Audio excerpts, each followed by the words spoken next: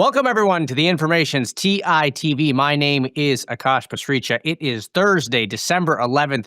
We have a great show lined up for you today. First up, we have some breaking news. Disney is investing $1 billion into OpenAI and allowing its characters to be used in Sora videos. We'll discuss the new deal in just a moment. We're then talking about some exclusive reporting the Information published about Tencent poaching ByteDance researchers as the China AI talent race heats up. We'll then break down Oracle's quarterly results and how Wall Street is feeling about the cloud provider's costly AI expansion. And I am then sitting down with 17-time Midas list investor Navin Chaddha over at Mayfield.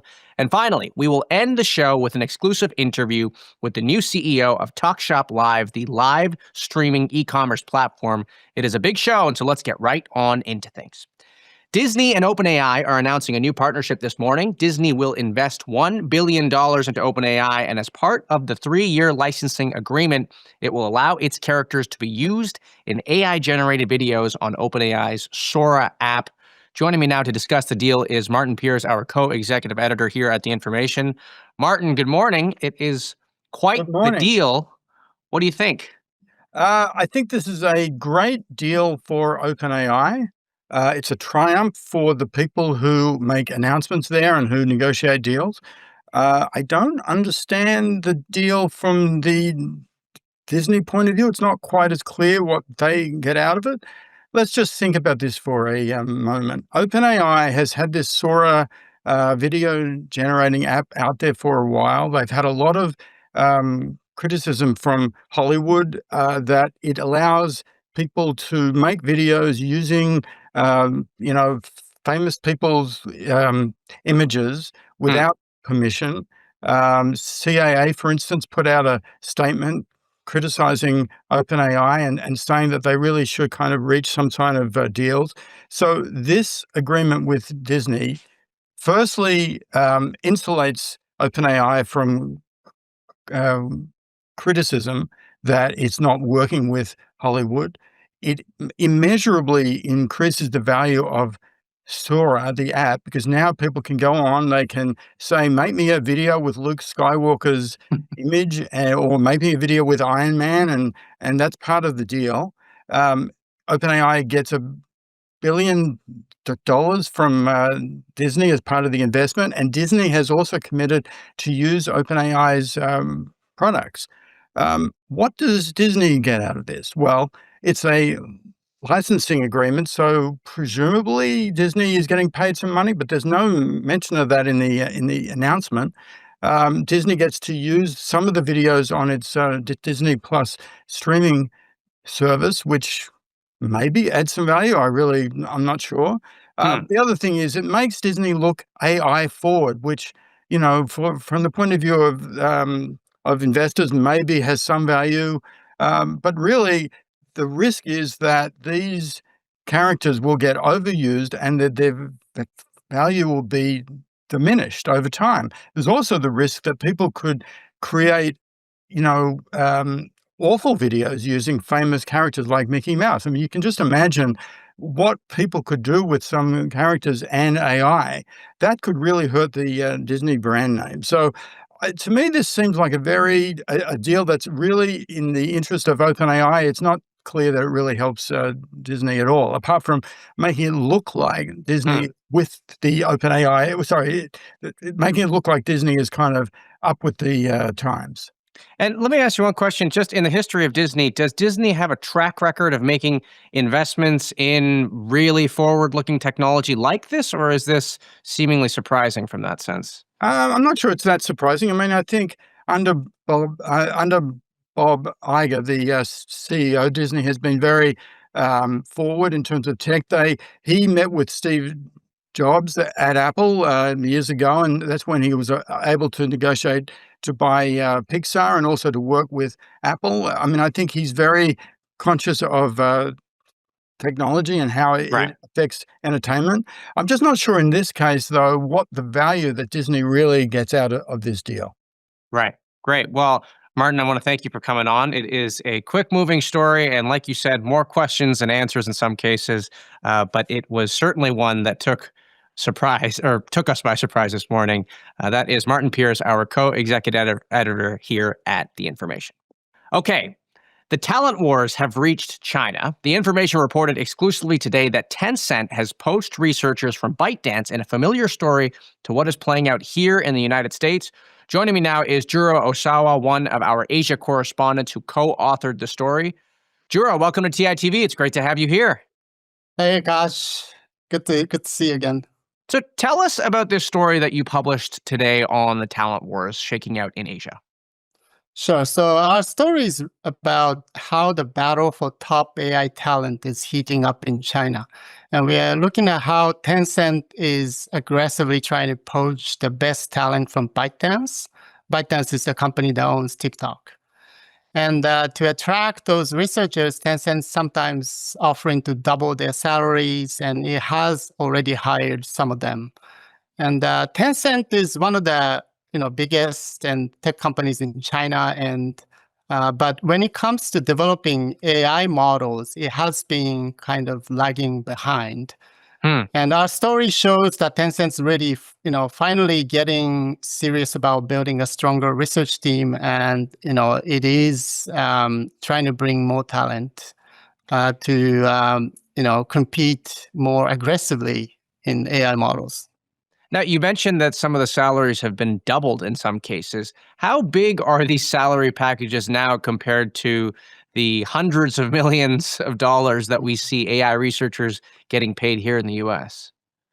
Yeah, I think overall, definitely the salary levels, what we hear in China is nowhere near, what some of the reports said about Meta, earlier this year offering tens of millions of dollars, or sometimes $100 million. Yes, but in China, definitely the numbers are smaller. I mean, overall wage differences and lower cost of living, and historically Chinese companies haven't paid as much as those big US companies. But still, it is a big deal that within China, the competition over talent and and paying for talent is just as intense. And Tencent's now offering higher salaries to bring people from ByteDance, and so within China, definitely it is getting more intense. And sometimes we do see also Chinese companies bring people from the US, and in those cases, obviously they have to offer more comparable salaries to what US companies offer. So, and in the story, in this story, we mentioned how Tencent earlier this year hired a researcher from OpenAI, and obviously in those cases they do have to offer have to pay up. They have to make it competitive, right? I'm curious, how does the talent war between the big tech companies in China, how does that compare to the talent at startups like DeepSeek? This is a story here in the US as well around the decision researchers face. Do I go it on my own? Do I join a company that can grow into the next OpenAI possibly? DeepSeek must have some pretty strong researchers over there.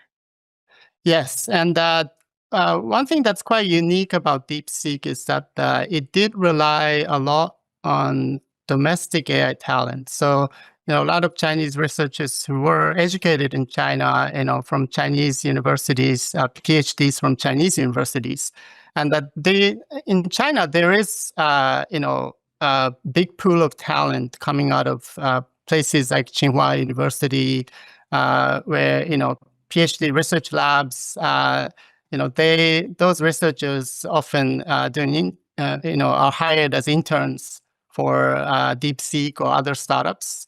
And so there were a lot of those student interns, PhD interns, that participated in DeepSeek's development of models like R1.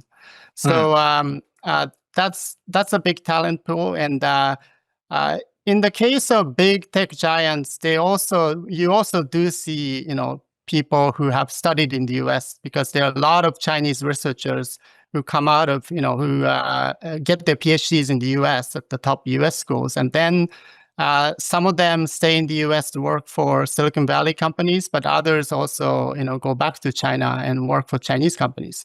So, places like ByteDance or Alibaba, they also have some of those researchers as well. Right. You talked a little bit about how Tencent's progress is shaping up these days in AI. Has it been above expectations, below expectations? You talk a little bit about how they are trying to come back up from behind. Why hasn't their progress been as strong as you might have thought originally for such a big tech company? So I think there are multiple factors, but Tencent is definitely, one of the most resourceful tech companies in China, and it was one of the biggest drivers of mobile internet in China with WeChat.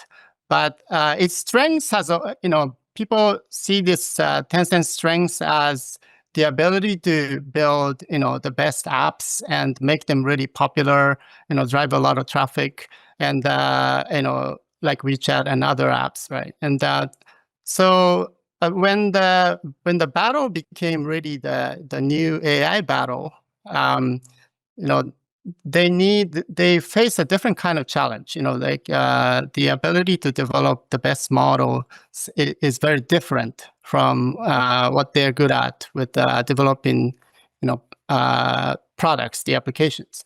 So historically, Tencent wasn't seen as like the research powerhouse, but now what we are seeing is that they are really trying to step up, and they have always had an AI research team like other companies have, but they really seen that they need to do more. They need to like shake up the team and bring some outside talent, like the researcher from OpenAI.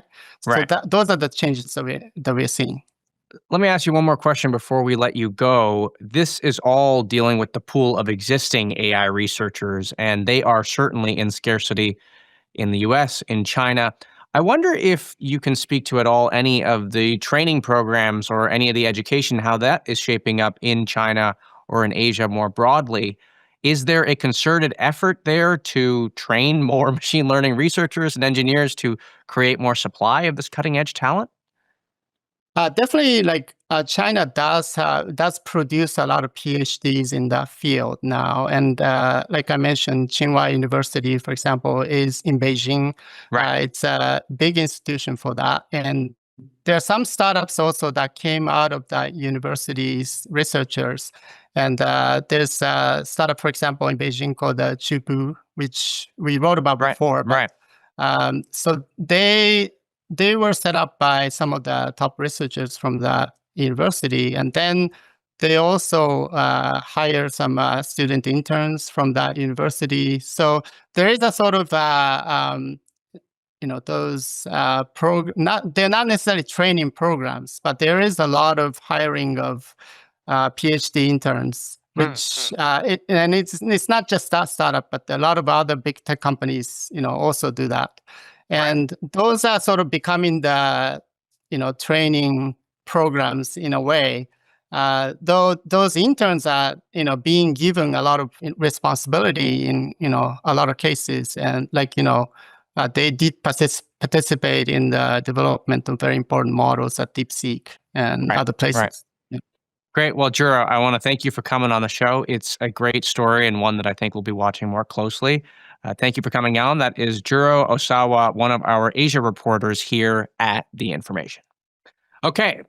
Oracle reported its latest quarterly results. The company burned around $10 billion in the quarter, even as cloud revenues jumped 68%. Joining me now to discuss the results is Rishi Jaluria, Managing Director of Software Equity Research at RBC Capital Markets. Rishi, good morning. It's great to have you here. Thanks so much. Great to be here, Akash. So Oracle shares are moving quite a bit today. What stood out to you from the results? Yeah, look, I think what stood out to me is what wasn't maybe addressed as much as investors would have liked to see, right? Because numbers were fine, numbers were pretty in line. We can debate if there was a slight miss on OCI and the like. But really what matters at the end of the day is investors want to know hey, look, you have these giant commitments from primarily OpenAI as well as others. Now, how are you going to pay for this? And even though they obviously talked a lot about their confidence in maintaining their investment grade rating, in raising capital and being able to meet everything on time, there's still just no answered questions of, okay, have you raised this much debt? Have you done these SPVs, or have you made these strategic deals with outside vendors? And so anything, especially in this environment, in this incredibly fickle market, anything that results in just more uncertainty, or at least doesn't address or add certainty, is going to be punished. And I think this is a kind of sell the news type event, just because there were no concrete answers to that question. They didn't even really say how much they needed to raise at the end. They just sort of said, analysts are pointing to this $100 billion figure. That's not right. Like it was a little vague. Yeah, no, it's actually interesting because, a lot of us have done the math and said, all right, even if you give them credit for that 30 to 40% AI infrastructure gross margin, where does that end up? And a lot of us have come somewhere, around the 100 billion. My number was a little bit higher than that in terms of the capital they'd have to raise, because I'm probably on the lower end of gross margins. But now they put that number out there, right? And they said it'll be less, if not substantially less than that. But now we're all anchored to that $100 billion number, right? And I think there's a lot of assumptions in there. And, if you think about the level of levers they may have to take on that, I think it's pretty clear they're going to have to look at other options besides just straight debt, whether that's flex financing, SPVs, or, even, again, outside investment. I've thrown out the idea of sovereign wealth funds as a potential source of capital, especially, given all the activity that's going on out there. But we just don't know the answer. Now, they talked about some ways in which they are moderating expenses, or at least ways in which they're protecting against margins falling too low at the outset here. One of the ways they talked about it was they said, hey, customers can bring their own chips, right? We may not have to front the cost entirely. Wouldn't that then impact what they can charge customers and ultimately their own margins? I think that's exactly right. And one point I've made is with OCI, the reason they're able to get all these deals is almost they're in the right place at the right time and have the right strategic partnerships, right? They built out all this OCI capacity. They had excess capacity at a time where everyone needs it. And then they also have this very key relationship with NVIDIA. Right, where they're a kind of vendor or partner of choice for GPUs when everyone is kind of clamoring for GPU capacity. Now, exactly to your point, if you're bringing your own GPUs or even TPUs, right, does that create a setup where their ability to charge comes down a little bit? And again, what does that do to that long-term OCI revenue and long-term EPS target that they laid out at the analyst day, which was very recent, even if it feels like it was more than a year ago? Now, the other thing they talked about was their ability to lease chips from vendors in some cases. What do you see as the trade-offs with that way of moderating the investment and expenses that they have to put in? Yeah, look, I think it's a smart decision to kind of figure out, like, are there better ways of financing this, of using lease and the like. And I think this is just a way of saying, how do we just meet that demand as quickly as possible? Because one question I've always had with a lot of these contracts is, are there specific milestones, timelines, ratchets, and provisions on them that if Oracle doesn't meet or get a certain amount of capacity up in a certain time period, does that, revenue maybe not materialize, right? So I think they're using every tool they have in their arsenal to be able to get capacity online as quickly as possible, even if it means doing these sort of, leasing, and the long-term economics probably aren't as good as the other way, but at least it shortens that time frame to getting things online. But when you talk about the long-term economics, what are the trade-offs that you could see coming from a leasing arrangement? Yeah, look, I mean, at the end of the day, right? And if they own their own chips and they're doing it on this 6-year depreciation schedule, and that's a whole other can of worms. Yeah. Maybe to talk about it at some point. But at that point, like you extract more value out of it, right? Whereas if you're leasing from others, you're actually paying more in rent over time than you would if you owned it, right? So your long-term margins, contribution margins on that will be lower under a lease world versus an own world.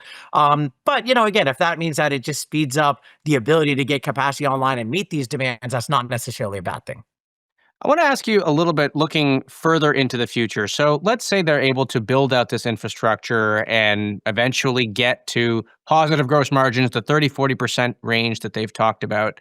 I want to ask you about what Oracle's differentiation strategy is against other cloud vendors, and also broadly, all these neo clouds, even as well, that are coming up. I mean, how do these newer, I'm not calling Oracle new, but it's new in the business of that it's trying to build out.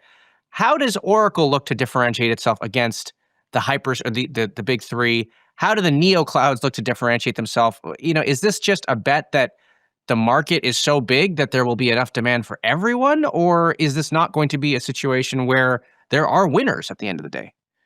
Yeah, look, I'm glad you're asking that question. I think that's a very critical one, and that gets to the crux of, in this environment, why do I favor Microsoft over Oracle, right? But the argument that Oracle and potentially some of the neo clouds would make is they're more suited from an AI architecture perspective for AI workloads, right? They're built GPU first. You think about scale up versus scale out, and how that lends itself here. And I think the bet that they're making is as we get workloads that move from training to inferencing and reasoning, this is fungible architecture that will be able to adapt as a result of that. And the bet that Oracle is making is they have this entire suite of products, right? They obviously have the AI database. They have now this data lake that they have all this data that's already sitting in Oracle database. They have the SaaS applications. The bet they're making is that because they have this AI infrastructure, because they have the GPUs, and the argument they make is it's built in a way that's differentiated from AWS, Azure, and Google, that they're going to be able to benefit from a whole portfolio perspective, right? Because even that 30 to 40% gross margin number that they gave on AI infrastructure, and I would be a little skeptical on their ability to hit that, at least in the near term. But you want this business to do way higher than that in gross margins over time. And the way that happens is if the workloads in AI start to beget workloads in the rest of OCI, starts to beget adoption of database, starts to beget adoption of SaaS, right? Right. That's the big bet that Oracle is making. TBD how that plays out.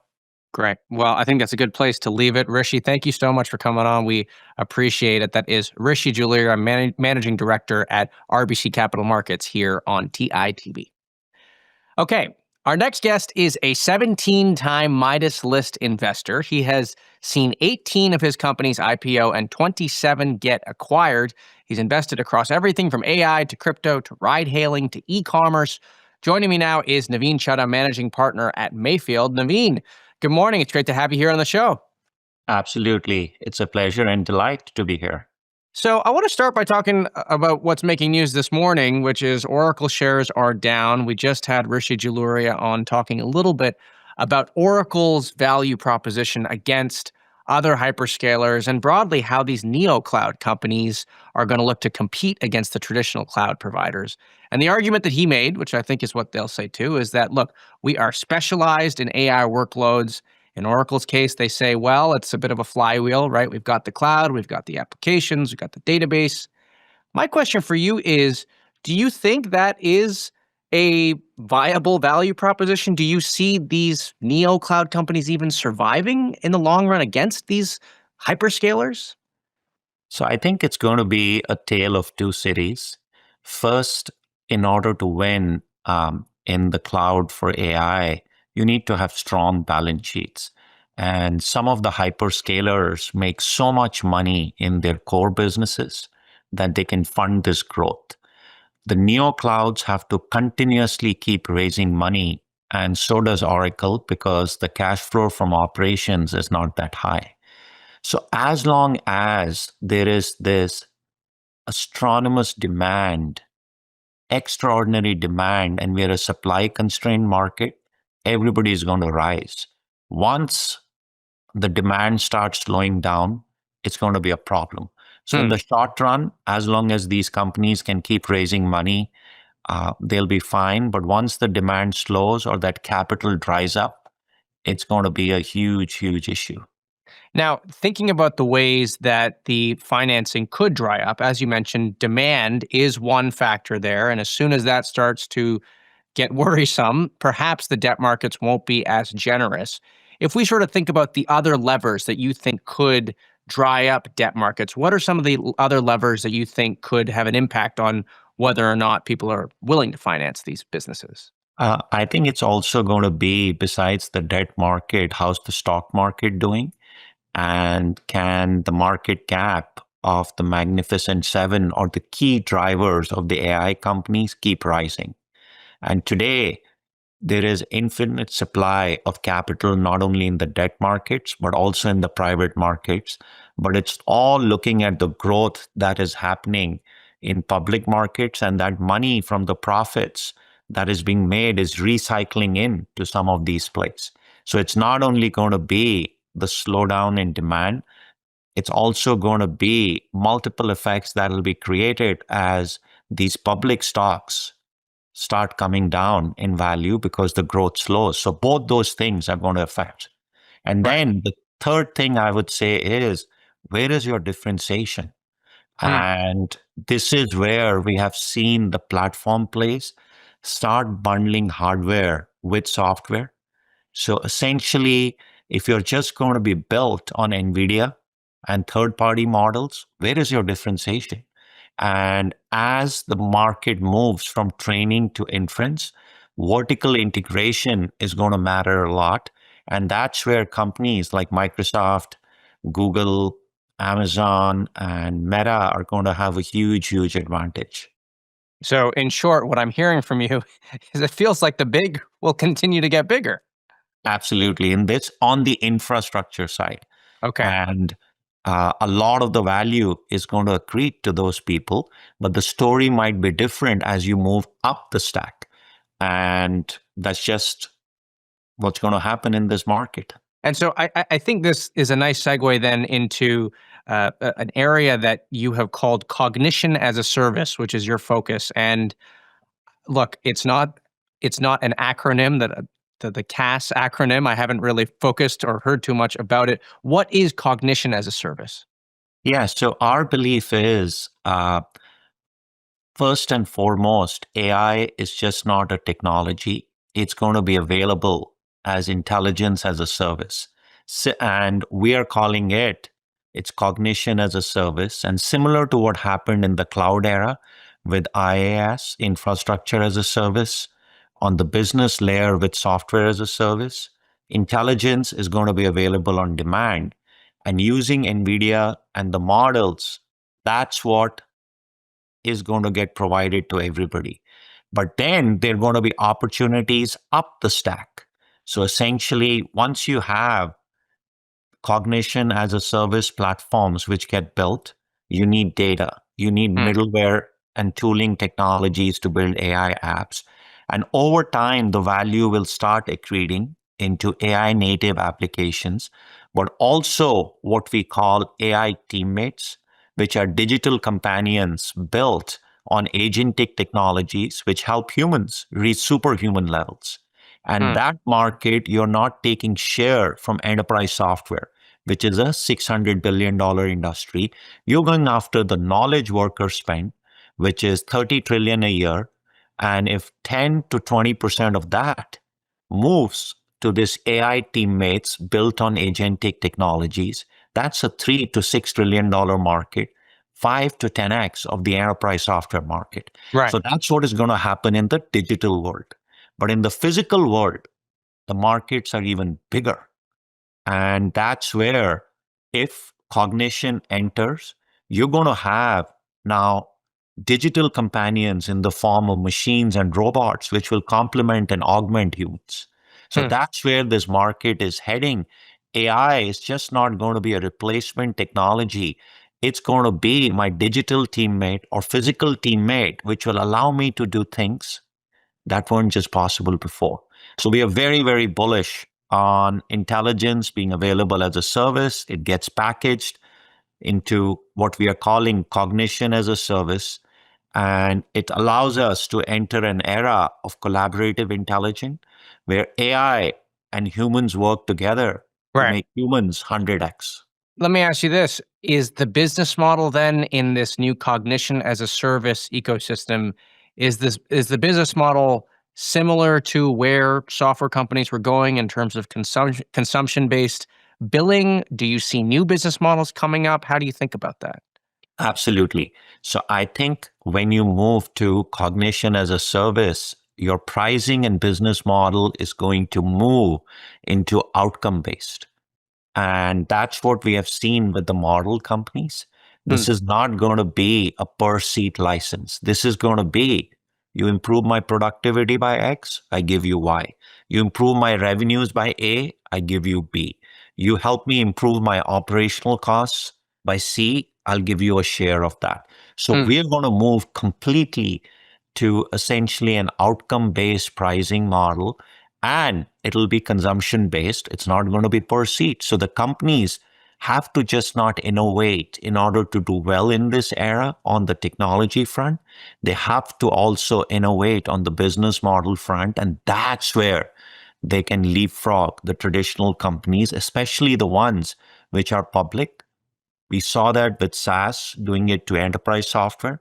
Right. It will happen again. Right. Great. Well, Navin, it's a great conversation. I want to thank you for being here, and we'll talk to you again very soon. Great. Thank you for having me here. Talk to you soon. Okay. TikTok US's former e-commerce head has a new gig. Sandie Hawkins today took a role as the CEO of TalkShopLive, a live streaming e-commerce company that has been around since 2018. Some startups in this category have raised a ton of funding lately, and so to break down her playbook for the new role, I want to bring on Sandie for an exclusive conversation. Sandie, welcome to TITV. It's great to have you here. Thanks for having me. I'm happy to be here. I seem to remember you speaking at our Creator Economy Summit a couple of years ago. That was in your old role, and now you're here. You're in Startup Land. Congratulations. I am in Startup Land. Thank you. I like Startup Land. It's a fun place to be. It's you get great. to build from the beginning. Well, you've got a really exciting new role here that I want to talk about. Look, in the business of live streaming e-commerce, can you help us understand, how big a market is this right now? How many dollars of gross volume is flowing through these channels? Do we have any growth numbers around it? Talk about it. So I think overall what you're seeing is more people are shopping through content. Live shopping is still an emerging area of commerce, but shopping through learning from people that you respond to as an individual. So I know when I'm looking at purchasing things, when I see a creator posting a product and I like it, I'm more likely to buy it because I'm being influenced by that person and by that content. And so more and more people are going to move over into social shopping and into live shopping. And you saw over Black Friday and over Cyber Monday that live shopping and social shopping hit record highs. Now, I do have to ask, you came from TikTok, where they are very much going deep into shopping and live shopping in some cases. Why would someone pick TalkShopLive over a TikTok? I think they're very different platforms. People are going to TikTok to be entertained and then to find great content and now great products.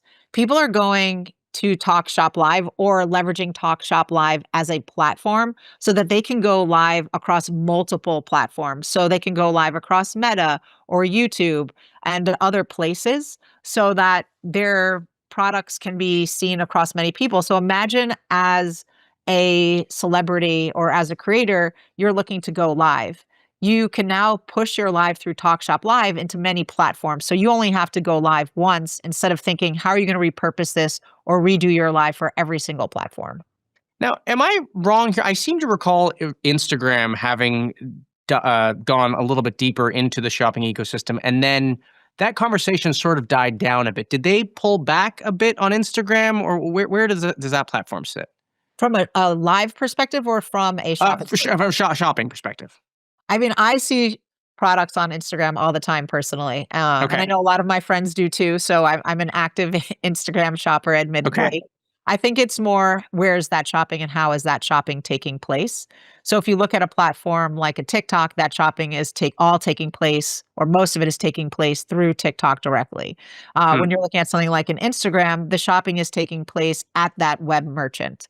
And if you're looking at a TalkShopLive, that can happen through the partner directly, or it can happen directly through TalkShopLive. Now, I want to ask you a little bit about what you learned at TikTok that you are applying now. How did those lessons influence the strategy that you are now going to build at TalkShopLive? I think the first and foremost is that people are looking for people to help share the products that they like and that resonate with them. So I joke around and say I have 2 dogs. Thankfully, neither of them are barking at the moment. And so I get a lot of pet content. And I have 2 very large dogs. And so when I see content for a leash that helps keep my dogs next to me, or a toy that they're not going to destroy in 5 seconds, that's content that I'm going to click on and I'm more apt to buy. Versus if I just see a product on a page, I don't know if my dogs are really going to destroy it or not. And so what live shopping does and what I've learned through my time at TikTok is it's people telling their story on how they use a product, why they like a product, and why it's good for them. And then in return, you're looking at that as the consumer saying, you know what, this is good for me too. And so I'm going to go and buy that right now. How does TalkShopLive make money? By partnering with other platforms and through selling products. Okay, and how big is the business now in terms of revenue?